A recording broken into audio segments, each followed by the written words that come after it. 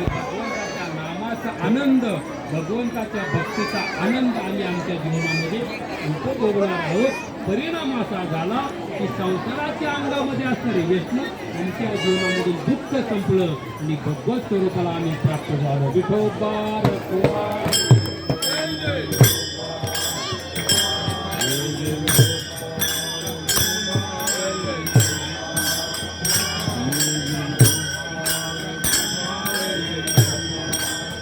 जय जय Vithoba कुमारी, जय जय Vithoba कुमारी, जय जय Vithoba कुमारी, जय जय